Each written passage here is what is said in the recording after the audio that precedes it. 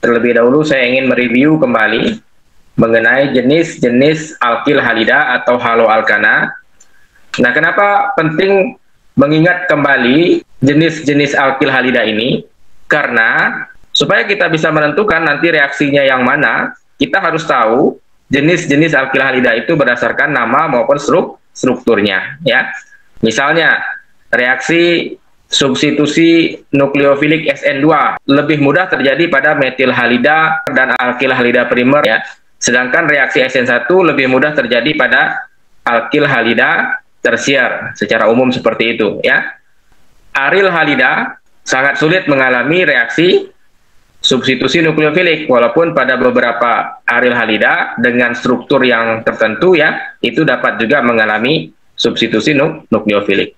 Nah, artinya di sini apa? Supaya kita bisa menentukan nanti reaksinya yang mana, kita harus tahu jenis-jenis alkil halida itu berdasarkan nama maupun strukturnya, ya. Oleh karena itu, saya ingin mereview terlebih dahulu mengenai jenis-jenis alkil halida ini. Ada yang kita sebut sebagai metil halida, ya. Dan kemudian ada alkil halida primer. Nah, kenapa disebut sebagai alkil halida primer? Karena karbon yang mengikat gugus X, ya, itu mengikat satu alkil atau satu karbon lain. Contoh senyawanya adalah satu fluoropropana. Jadi pada satu fluoropropana, atom karbon yang mengikat gugus halidanya itu mengikat satu alkil lain atau mengikat satu atom karbon lain, sehingga disebut sebagai alkil halida primer.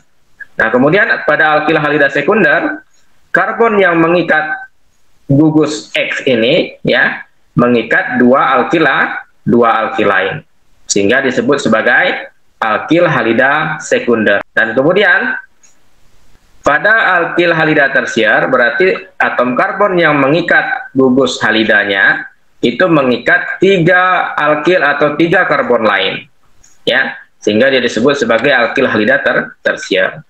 Nah, contoh senyawanya adalah 2 kloro 2 metil propana. Nah, pada saat belajar tentang penulisan struktur, saudara sudah diperkenalkan dengan struktur termampatkan seperti ini, ya, di mana di sini karbon ini mengikat 3 buah metil, jadi dituliskan CH3 3 kali. Artinya karbon yang mengikat Cl itu mengikat 3 buah gugus CH3, ya. Kalau kita jabarkan struktur ini, maka bentuknya akan menjadi seperti ini. CH3 gitu, ya. Kemudian CH3 yang kedua dan ada CH3 yang ketiga. Nah, maka kalau kita perhatikan atom karbon yang mengikat gugus halida ini mengikat 3 karbon lain, sehingga disebut sebagai alkil halida tersier. Nah, semoga review singkat ini dapat kembali membuat saudara ingat mengenai perbedaan antara jenis-jenis alkil halida berdasarkan strukturnya. Ada yang disebut dengan metil halida, kemudian alkil halida primer, alkil halida sekunder, dan alkil halida tersier. Nah, selain dari jenis-jenis yang tadi telah disebutkan, ya, ada juga jenis alkil halida lainnya. Ada yang disebut sebagai alil halida, kemudian benzil halida, vinil halida, dan aril halida. Apa itu alil halida, Pak? Nah, alil halida itu apabila suatu senyawa alkil halida memiliki struktur seperti ini.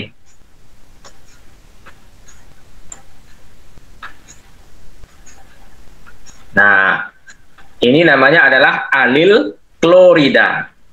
Kalau Cl-nya diganti Br berarti alil bromida.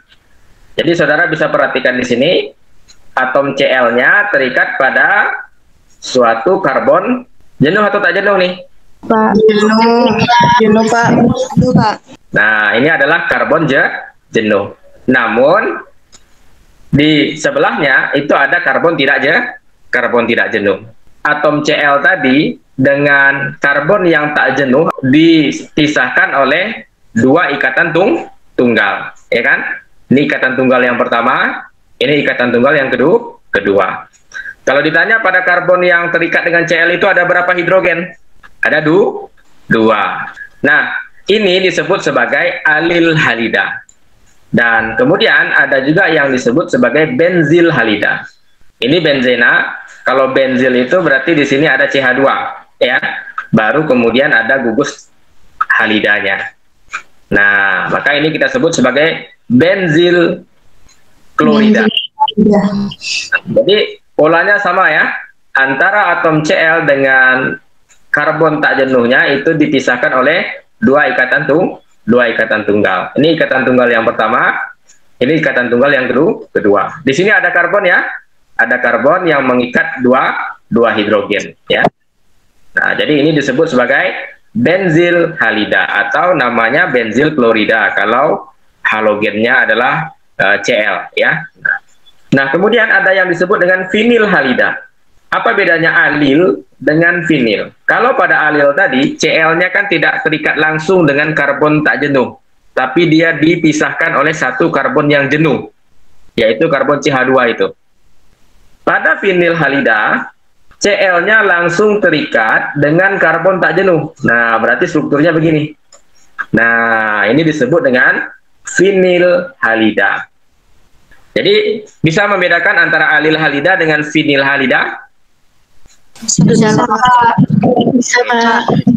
Ini di rumah diingat-ingat lagi, karena struktur ini intinya sering ketemu, maka ingat. Sama dengan orang, ya. Anda akan ingat nama si A kalau sering ketemu dia, sering berkomunikasi dengan dia. Tapi kalau pernah ketemu sekali, habis itu tak pernah komunikasi, nanti pas ketemu lagi, siapa kemarin namanya ya? Rasa-rasa ingat, tapi bingung mau menyebutkan namanya. Nah, senyawa kimia juga seperti itu, ya. Nah, bukan senyawa kimia aja, nanti saudara belajar tentang senyawa-senyawa obat, ya. Kalau tidak sering ketemu obat setiap hari, maka dikhawatirkan obat-obat yang sudah masuk di kepala itu akan hilang. Nah, jadi saya berharap apapun yang saudara pelajari memang harus diulang-ulang. Kenapa kata pepatah? Ala bisa karena biasa, lancar kaji karena diulang. Semua tahu pepatah itu, ya kan? Tapi mungkin hanya sedikit atau segelintir saja yang mengamalkan. Semoga kita termasuk orang yang mengamalkan dua pepatah itu ya. Sehingga apa yang sudah dipelajari ingat lagi seperti itu. Nah, itu perbedaan antara alil dengan vinil. Sekarang apa perbedaan antara benzil dengan aril? Jadi ada alil, ada aril, beda ya. Nah, sekarang kita ingin bandingkan benzil dengan aril. Jadi sebenarnya apa sih aril halida itu? Kalau aril halida ini menurut Allah Cl-nya langsung berikatan dengan vinil, Pak. Oke. Jadi Lala menyebutkan bahwa yang dikatakan aril halida itu apabila gugus halogennya atau gugus halidanya langsung terikat dengan gugus aril. Nah, jadi contohnya seperti apa tuh aril halida? Nih, seperti ini. Maka ini kita sebut sebagai aril halida. Namanya apa ini? Namanya adalah fenil klorida. Nah, tentu kan bertanya, apa sih Pak pentingnya memahami jenis-jenis struktur ini? Jadi dua yang di atas, alil dan benzil, itu sangat mudah mengalami reaksi SN1. Sedangkan yang dua yang di bawah ini sangat sulit ya mengalami reaksi SN1 maupun reaksi SN2. Jadi sangat sulit mengalami reaksi ya, cenderung tidak bereaksi.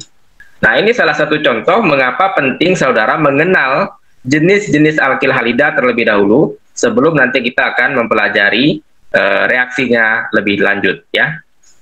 Apakah ada jenis lain, Pak? Ada. Nah, apapun itu Pak, geminal dihalida. Nah, disebut geminal dihalida apabila suatu alkil halida mempunyai dua gugus halogen. Nah, contoh senyawanya apa, Pak? Kalau kita punya senyawa, misalkan CH2, Cl2. Kedua atom Cl-nya atau kedua gugus halidanya terikat pada karbon yang sama. Nah, ini kita sebut sebagai geminal dihalida. Nah, kemudian kan bisa saja atom Cl-nya terikat pada karbon yang berbeda. Maka alkil halida ini disebut sebagai bisinal dihalida. Sebagai contoh, kalau kita punya struktur seperti ini,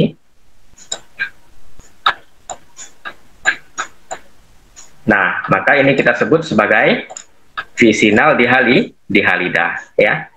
Artinya dia punya dua gugus Cl, namun gugus Cl yang pertama terikat pada karbon nomor 1, gugus Cl yang kedua terikat pada karbon nomor 2. Artinya gugus Cl-nya terikat pada karbon yang berbeda. Nah, ada pertanyaan terkait dengan review jenis-jenis alkil halida ini sebelum kita lanjutkan? Berarti bisa dipahami ya sejauh ini ya? Insya Allah bisa Pak. Bisa Pak. Video tadi membuat saudara bisa mengingat kembali jenis-jenis alkil halida ya, berdasarkan strukturnya. Nah, di pertemuan 1 kemarin kita sudah membahas mengenai reaksi sintesis alkil halida ya. Jadi alkil halida dapat dibuat dari senyawa alkana. Reaksinya apa namanya kemarin? Substitusi Pak. Halogenasi Pak. Halogenasi Pak. Jadi jangan rame-rame jawabnya, berani. Misalkan Ihsan Pak, nah baru jawab. Jadi alkil halida dapat dibuat dari alkana melalui reaksi halogenasi ya. Reaksi terjadi dengan bantuan iradiasi dari sinar UV atau bisa dilakukan dengan pemanasan. Nah, sebelum kita bahas mengenai reaksi-reaksi pada alkil halida tersebut, terlebih dahulu saya akan menjelaskan sifat kimia dari alkil halida berdasarkan ikatannya ya. Nah, jadi pada senyawa alkil halida dengan rumus umum Rx ya, gugus X-nya ini terikat pada atom karbon atau pada atom H? Nadia Pak. Nadia, silakan. Terikat pada atom karbon Pak. Oke, Bapak catatan nama Nadia 1 ya. Jadi ketika saya bertanya seperti itu, jangan diam aja, harus aktif belajarnya ya. Padahal kan pertanyaannya bisa jadi gampang-gampang, tapi karena malu menjawabnya jadinya nggak ada poin keaktifan ya. Oke. Jadi gugus X-nya terikat pada atom karbon ya. Nah, maka di situ ada ikatan antara karbon dengan halogen. Nah, apa sifat ikatan CX ini? Sifatnya adalah lemah. Nah, maka secara alamiah ya, sesuatu yang lemah itu, ikatan yang lemah itu, maka akan mudah putus, ya nak? Dengan kata lain mudah digantikan. Kenapa? Karena sifat ikatannya lemah. Maka kalau mau berikatan jangan yang lemah-lemah ya.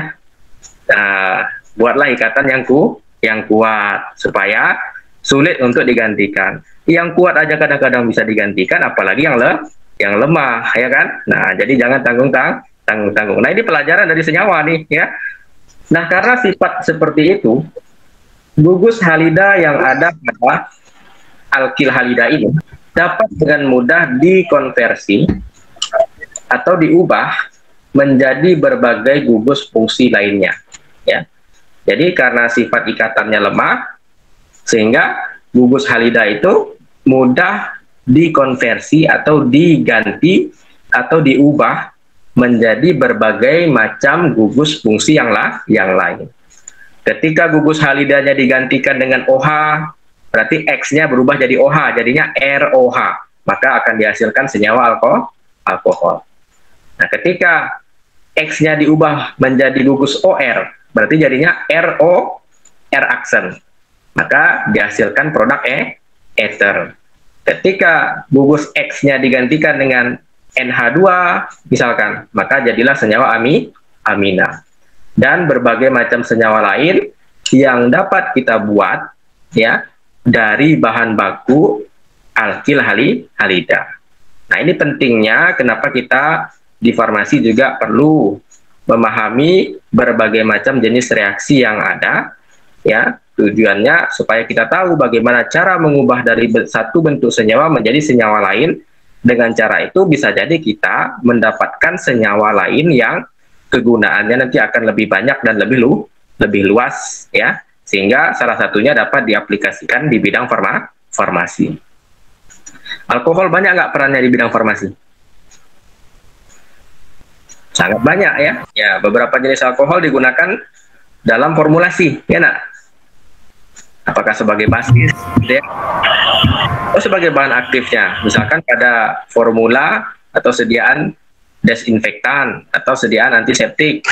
Itu alkoholnya sebagai bahan aktifnya, ya kan?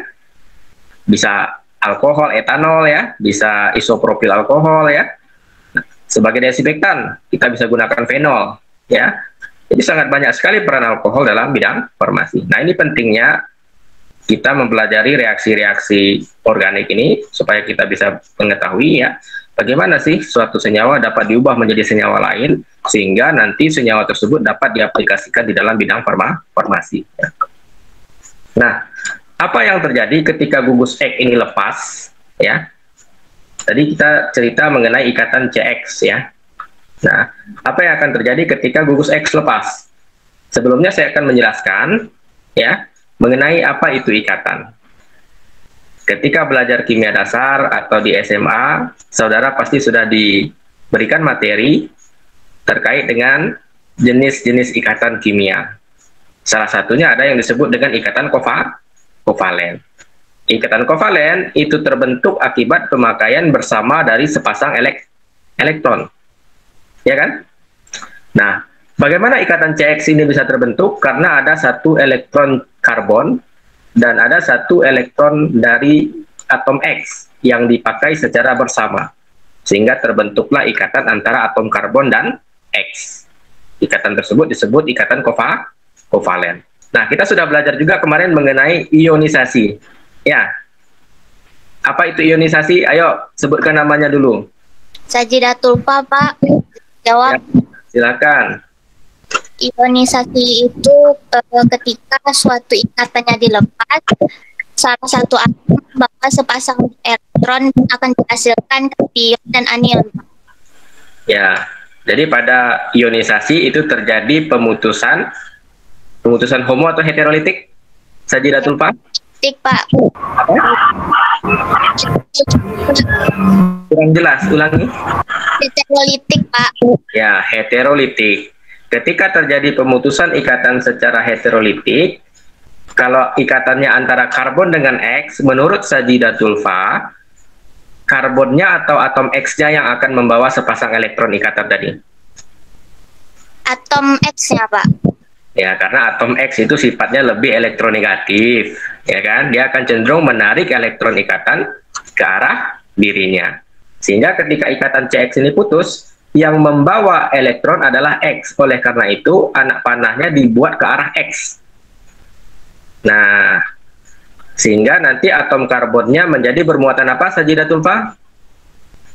Positif, Pak. Positif. Sedangkan atom X-nya menjadi Negatif. negatif. Kenapa? Karena dia membawa sepasang elektron sehingga dia mengalami kelebihan muatan negatif. Karena elektron bermuatan negatif. Nah, gugus X dapat lepas dengan membawa sepasang elektron ikatan dan membentuk anion halida yang bersifat stabil. Ya. Sehingga gugus X ini disebut sebagai good living group.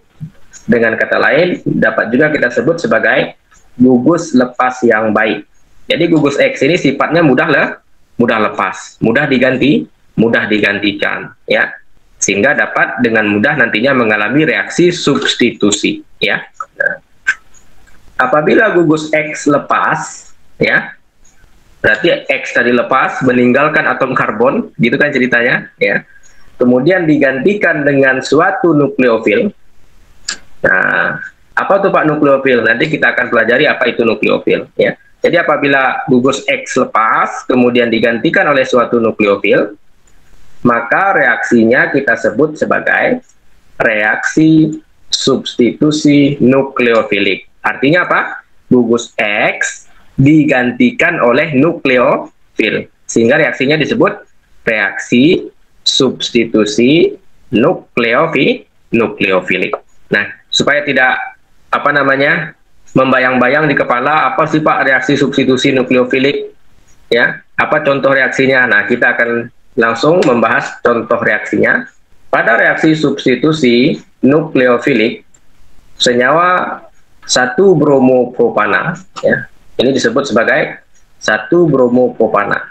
Jadi gugus Br-nya terikat pada karbon nomor 1. Direaksikan dengan apa? Dengan nukleofil hidroksida, ya. Maka akan terjadi substitusi gugus BR oleh gugus OH. Jadi gugus BR-nya akan digantikan oleh gugus OH. Sehingga BR tadi akan putus ikatannya ya dengan karbon tadi ya. Kemudian kita lihat pada produknya ya digantikan menjadi OH. Nah, OH ini merupakan salah satu contoh nukleofil. Nah, jadi kesimpulannya disebut reaksi substitusi nukleofilik karena gugus X-nya digantikan atau disubstitusi oleh suatu nukleofil. Nukleofil itu apa saja? Banyak. Nanti kita akan belajar jenis-jenis nukleofil yang dapat menggantikan gugus X. Ya. Nah, ini contoh bagaimana gugus X tadi dapat dikonversi atau diubah menjadi berbagai macam gugus fungsi lainnya.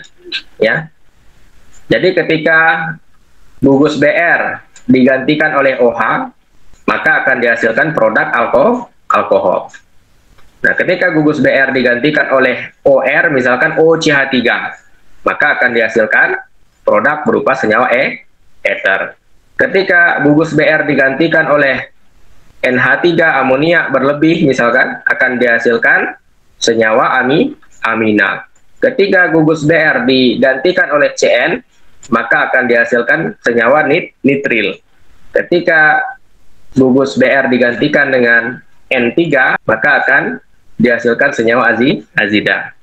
Nah, jadi ini gambaran betapa pentingnya reaksi ini, ya, supaya kita bisa mengubah suatu bentuk senyawa menjadi berbagai macam bentuk lain, ya. Oleh karena itu reaksi ini perlu dibahas, ya, seperti itu.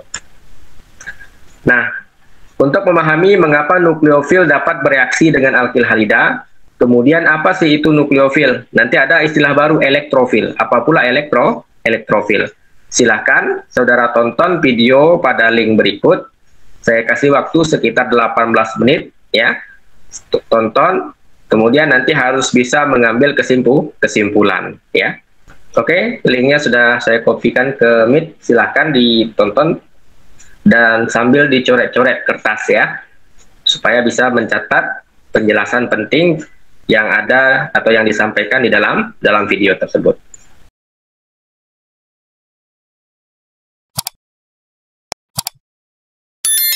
Jadi setelah menonton video itu ada ilustrasi ya, orang main bola ya. Jadi itu supaya saudara mudah dalam mengingat reaksi. Sebenarnya bisa dihubungkan dengan kehidupan sehari-hari. Oh, ternyata substitusi itu bukan hanya terjadi pada reaksi kimia, ya. Pada pertandingan sepak bola juga dapat terjadi pergantian pemain. Jadi ada pemain yang dikeluarkan dari lapangan, mungkin entah karena cedera, ya kan, atau karena sudah kelihatan lelah oleh pelatih ya, nggak bisa ngejar bola lagi, maka dia akan digantikan oleh pemain cadangan. Dengan harapannya masuknya pemain cadangan dapat mengubah ritme permainan sehingga permainan dapat berlangsung lebih baik ya. Nah, jadi intinya pada reaksi substitusi ada atom yang lepas, ada atom yang masuk, ya kan? Ada ikatan yang putus, ada ikatan yang terbentuk, ya. Dalam hal ini pada reaksi substitusi nukleofilik alkil halida yang digantikan adalah atom X, yang menggantikan adalah nukleofil. Ya, sehingga reaksinya tadi disebut substitusi nukleofilik. Reaksi substitusi nukleofilik ini ada dua macam. Ada SN2, ada SN1. Saudara ketika melakukan menonton pertandingan sepak bola misalnya ya, atau pertandingan olahraga apapun yang ada pergantian pemain, bagaimana suatu pemain itu digantikan? Itu kan ada beberapa cara. Misal ada yang digantikan langsung. Jadi ketika pemain lama keluar dari lapangan, pemain baru langsung masuk. Misalnya, ada pemain kelihatan lelah, tidak lagi bisa mengejar bola oleh pelatih, maka dia akan ditarik keluar lapangan, kemudian langsung digantikan. Di pinggir lapangan mereka akan tos-tos itu biasanya, atau peluk-pelukan, ya kan? Nah, seperti itu. Ada kalau kita lihat kejadiannya seperti ini. dia adalah pemain bagus, pemain bintang lah, artinya pemain inti lah. Tapi dia cedera, kakinya sakit. Apakah langsung digantikan? Kalau misalkan sakitnya kira-kira masih belum parah, tidak langsung digantikan. Dia dikeluarkan dari lapangan, ya kan? Tapi belum digantikan langsung. Ya, tapi dicoba diobati di luar lapangan, di pinggir lapangan dicoba diobati. Ada biasanya disemprot-semprot gitu kakinya, ya. Nah, kalau seandainya telah diobati di luar lapangan, ternyata tidak sembuh juga, artinya butuh dirawat, barulah akhirnya dibawa oleh ambulan, ya. Dan pemain penggantinya baru masuk. Artinya ada yang pergantian itu langsung, ya. Ketika yang lama keluar, lepas, yang baru masuk. Ada yang pergantian itu tidak langsung.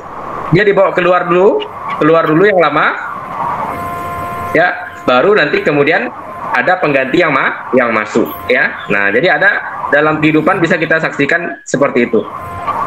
Maka untuk memudahkan saudara mengingat konsep apa perbedaan SN2 SN1, ingat konsep yang saya ceritakan tadi. Saudara bisa lihat tabel pada slide presentasi saya. Ini adalah perbedaan antara reaksi SN2 dan SN1, ya. Pada reaksi SN2, reaktivitas substratnya, ya, yang metil halida lebih mudah mengalami SN2 ketimbang yang primer dan yang sekunder. Artinya kalau kita punya metil klorida pasti akan lebih mudah mengalami reaksi SN2 ketimbang etil klorida, karena metil klorida adalah metil halida, etil atau propil klorida adalah alkil halida primer. Itu sebabnya tadi di awal saudara diminta untuk memahami jenis-jenis alkil halida, karena ini penting untuk memahami reaksinya, ya.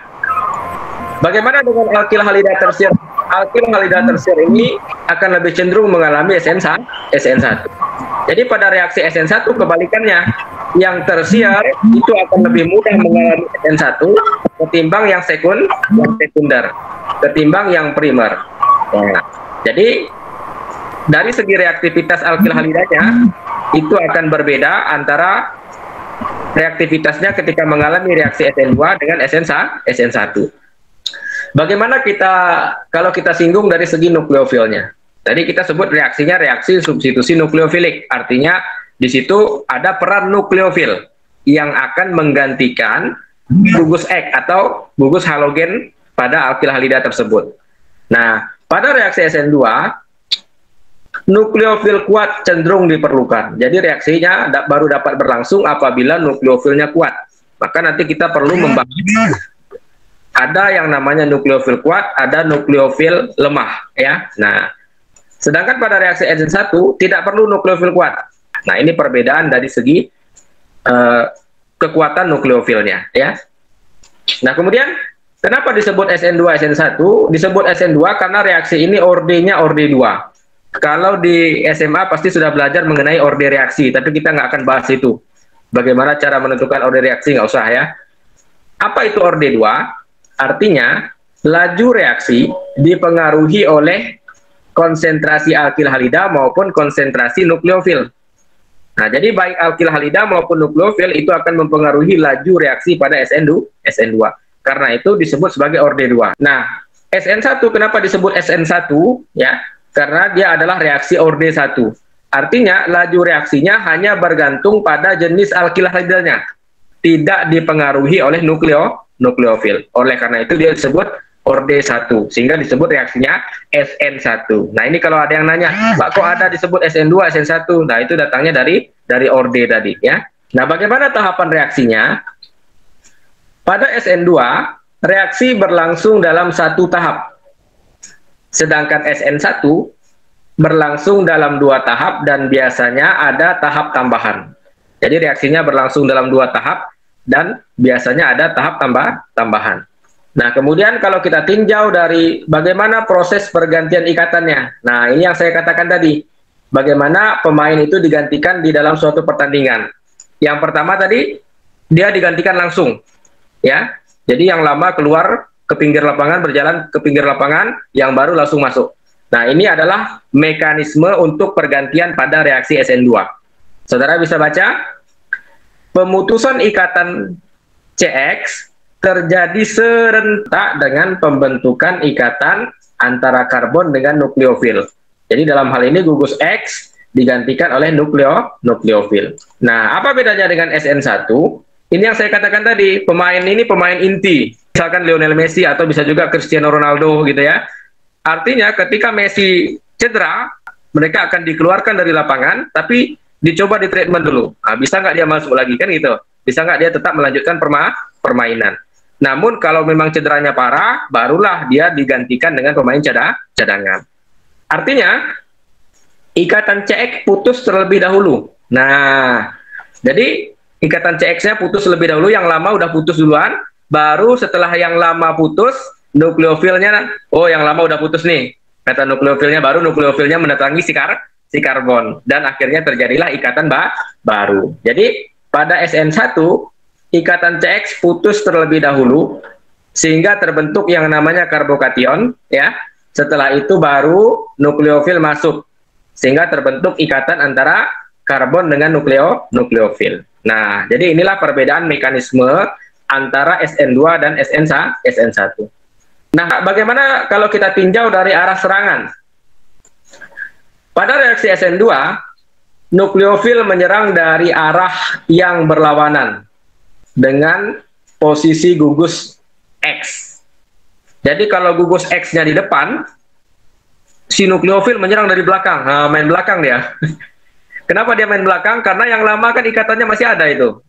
Pembentukan ikatan baru serentak dengan pemutusan ikatan lama. Jadi nukleofil ini dari belakang dia nyerang. Nah, kalau X-nya di kanan, nukleofil menyerang dari kiri. Kalau X-nya posisinya di atas, nukleofil menyerang dari bawah. Intinya, nukleofil itu menggantikan X dari arah yang berlawanan, ya. Nah, jadi ini pada reaksi SN2. Nanti kita akan kasih contoh, jangan bingung.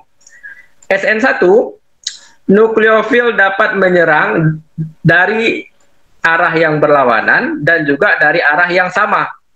Nah, jadi kalau pada SN2 tadi dari arah yang berlawanan saja, tapi pada SN1, nukleofil bisa datang dari belakang, bisa datang dari depan. Kenapa? Karena yang lama kan udah putus duluan, ya kan?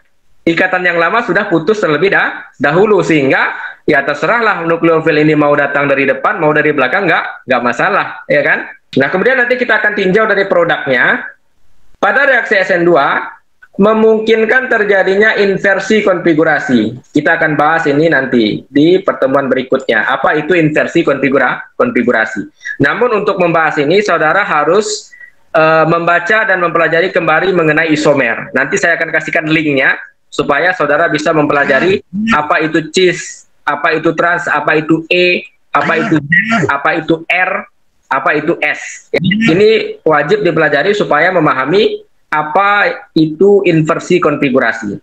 Bagaimana dengan SN1? Pada reaksi SN1 bisa terjadi inversi konfigurasi, ada retensi konfigurasi. Kita akan bahas juga di pertemuan berikutnya nanti. Apa itu inversi konfigurasi dan apa itu retensi konfigurasi. Jadi produknya adalah campuran racemate, ya. Nah, ini nanti silakan dibaca di rumah, ya. Mengapa pada reaksi SN2 yang metil halida lebih mudah mengalami reaksi SN2 ketimbang yang primer, ketimbang yang sekunder? Penjelasannya ada di sini, ya. Jadi pada reaksi SN2, gugus alkil itu dapat menyebabkan halangan sterik sehingga memblok serangan nukleofil. Nah, jadi OH ini kan dia menyerang dari belakang. Ketika BR-nya di kanan, maka OH menyerang dari kiri. Saudara perhatikan ini. Nah, ketika dia ingin menyerang dari arah berlawanan, di sini kan ada gugus alkil. Dalam hal ini gugus alkilnya adalah metil. Semakin banyak gugus metil yang terikat pada karbon elektropil itu, ya, akan menyebabkan OH menjadi semakin sulit menyerang. Saudara bisa perhatikan nih. Jadi yang ini adalah yang primer. OH masih bisa masuk karena hanya satu gugus metil penghalangnya. Tapi yang nomor 2, yang ini sudah mulai susah karena dihalangi oleh 2 gugus metil. Karena ini adalah alkil halida sekunder. Meskipun lebih susah dibandingkan yang pertama, attack is possible. Nukleofil masih dapat masuk, nukleofil masih dapat menyerang. Karena masih ada celah ya untuk dapat berikatan dengan karbon elektrofil. Namun yang ketiga, attack is impossible. Nah, jadi yang ketiga apa nih? Attack is impossible. Artinya apa? Serangan tidak mungkin. Kenapa tidak mungkin?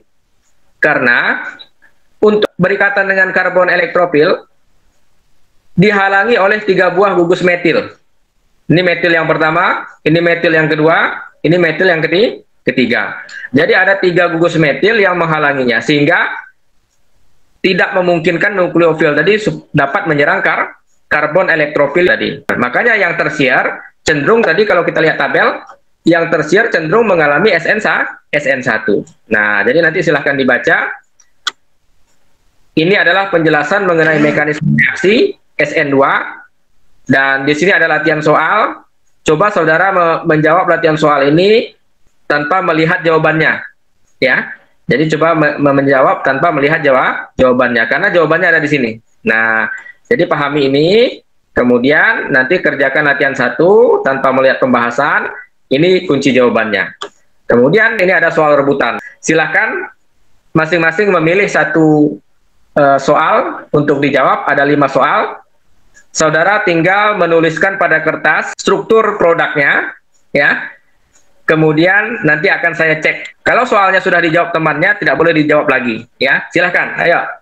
Jadi 1 bromoheksana direaksikan dengan NaOH untuk yang A. Yang kedua, 1 bromoheksana direaksikan dengan KCN. Yang ketiga, 1 bromoheksana direaksikan dengan sodium etoksida. Silahkan. Yang mau menjawab langsung sebutkan namanya, ingin menjawab nomor berapa. Tapi jawabannya harus dituliskan di kertas, tunjukkan di kamera, aktifkan kameranya supaya saya bisa melihat jawabannya benar atau belum benar, ya. Silakan, ayo. Izin menjawab, Pak. Ya, siapa namanya? Saya, Pak. Denisha Fitriuti, 20 01 101. Oke, soal yang berapa? Ini Pak yang nomor 1 sama boleh 2, Pak. 1, yang mana yang mau dipilih jawabannya? Biar kawannya dapat kesempatan. Mau jawab yang soal yang mana? A, B, C, D, E? Yang A, Pak. Yang A, oke. Mana jawabannya? Tunjukkan ke kamera. 1, 2, 3, 4, 5, 6. Ya, saya tuliskan dulu jawabannya. Ini jawaban yang A dari Denisha, ya, biar semuanya bisa lihat. Oke, saya komentari jawaban Denisha sudah benar, ya. Kalau saya tanya namanya apa Denisha? Nama senyawa produknya? Baik. Oke. Selain Denisha, siapa yang bisa membantu Denisha? Beri nama. Lupa, Pak. Saya, Pak. Kira, Pak. Pak, Suryan Petri, Pak. Kira, Pak. Saya, Pak, Suryan Petri, Pak. Suryan Petri. Silakan Suryan. Apa namanya? 1 heksanol, Pak. Atau heksan 1 ol, ya. Oke. Heksana. Silakan. Siapa lagi yang bisa menjawab? Masih ada B, C, D, E. Siapa yang mau jawab? Izin, Pak. Saskira, Pak. Saya mau coba jawab nomor 2, Pak. Yang B, Pak. Saskira tadi saya dengar suaranya dulu. Saskira yang C, Pak. Oke, yang C. Lihatkan struktur jawabannya ke saya di kamera. Mana produknya? Produknya itu mekanismenya yang kamu buat itu.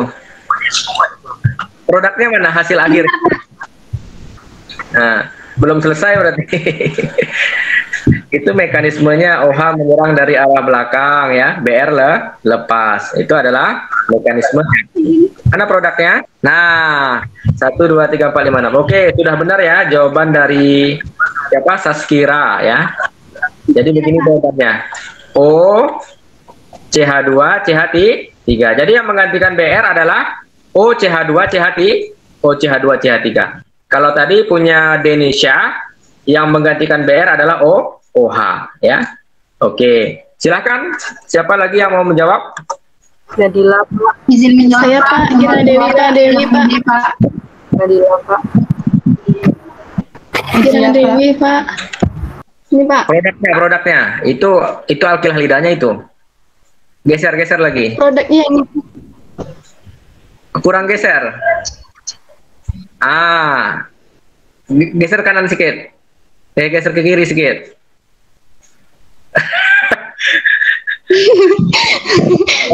Pas ya. Jadi B. Coba itu yang mana, yang B yang D tadi nih? Yang D, Pak. Yang Domba amonia ya. berlebih. Oke, yang D. Yang amonia, Pak. Jawabannya udah benar, sudah saya cek. Jawabannya seperti ini. Jadi NH2. NH2. Masih ada dua kan? Cinta, Pak. Tadi siapa, Nadia sama jawabannya nggak? Saya mau yang B, Pak. Sinta yang mana? Cinta yang E, Pak. Nadia B. Nadia yang B. Oke, silahkan Nadia B. Bentar, Pak. Ini. Mana dia? Ini, Pak. Itu yang mana tuh? Yang B. Oke, itu 2, 3, 4, 5, 6. Oke. Sudah benar ya. Ini yang B saya tuliskan nih supaya semuanya bisa lihat di slide saya. Jawabannya yang ini, yang B. Ada CN di sini ya. CN. Oke.